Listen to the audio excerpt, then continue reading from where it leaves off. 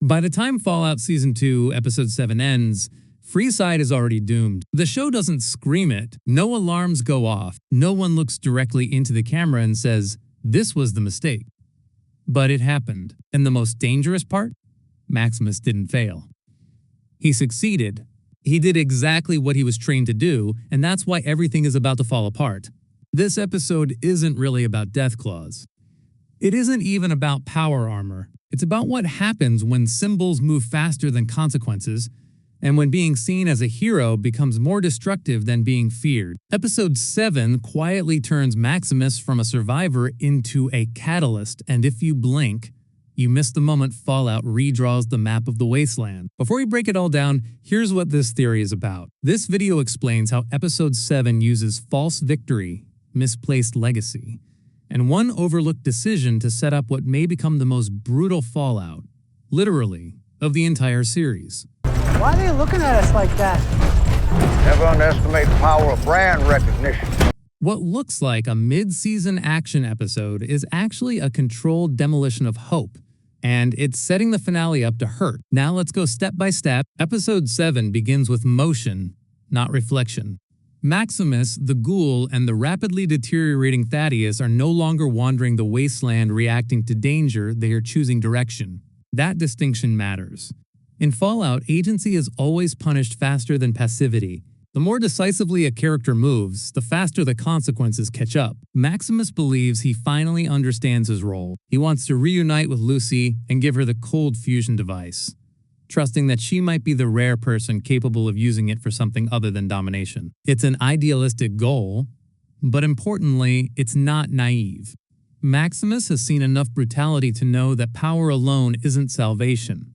He wants someone else to decide what comes next. The Ghoul's motivation is narrower and far more dangerous. He's still chasing the truth about his wife and the world that existed before the bombs fell. His interest isn't the future. It's unresolved business with the past. That obsession draws them to a location that Fallout fans immediately recognize as radioactive, with meaning: the Lucky 38. The Lucky 38 isn't just a building. It's a tomb for pre-war arrogance and post-war control. When the Ghoul leads them there, it doesn't feel like a pit stop. It feels like gravity. Inside, Maximus discovers an old NCR power suit, and this is the moment the episode quietly changes genre. Because that armor is not just gear. It's a symbol. The New California Republic represents something no other faction in Fallout fully commits to. The idea that civilization can be reconstructed, not just survived. The NCR isn't perfect, far from it, but it offers structure, flags, uniforms, and the illusion that someone is in charge. When Maximus puts on that armor, he's not upgrading protection. He's stepping into a narrative that existed long before him, and that narrative follows him straight into Freeside. The arrival in Freeside is one of the most emotionally deceptive scenes in the episode. Freeside is dense, desperate, and accustomed to abandonment. People here don't cheer lightly, but the moment they see the NCR insignia, something changes. The crowd gathers. Faces light up.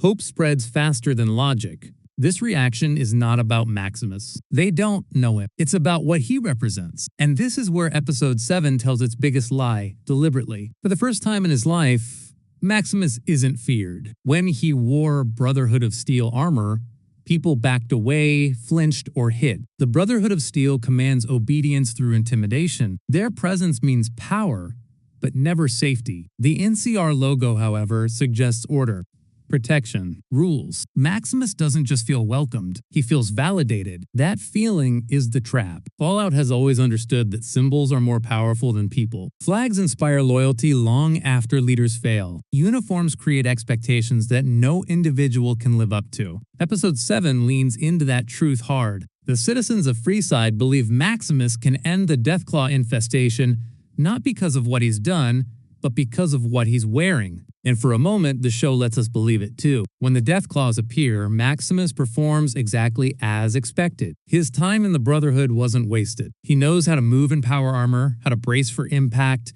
how to fight inside a metal coffin while everything around him tries to tear it open.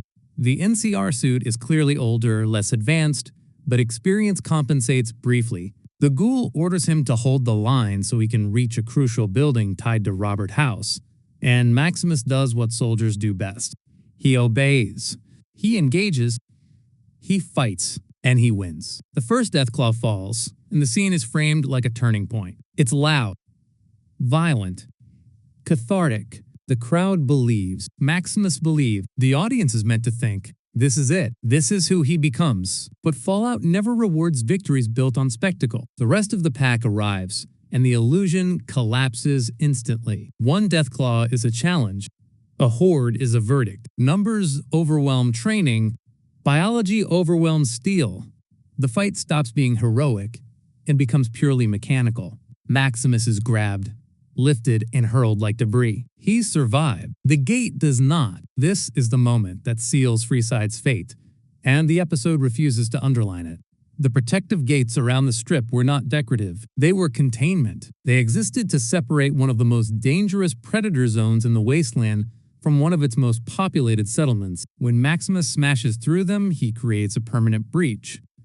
Not a crack, not a weakness, an opening. The show doesn't show Deathclaws flooding the streets immediately, because it doesn't need to. Fallout understands implication. Freeside is packed. It's underdefended. And now there is nothing between its civilians and a Deathclaw horde that has already tasted blood. This isn't just collateral damage. This is systemic failure. And here's the cruelest part.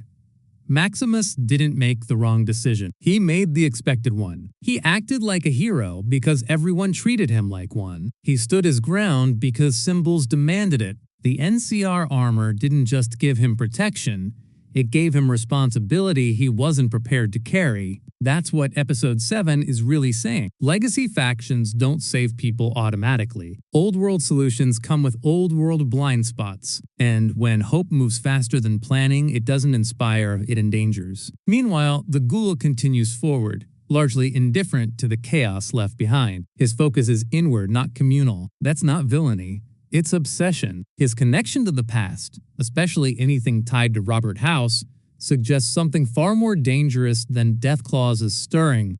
If House's systems intervene, it won't be out of compassion. It will be out of calculation. That sets up the central question for the finale.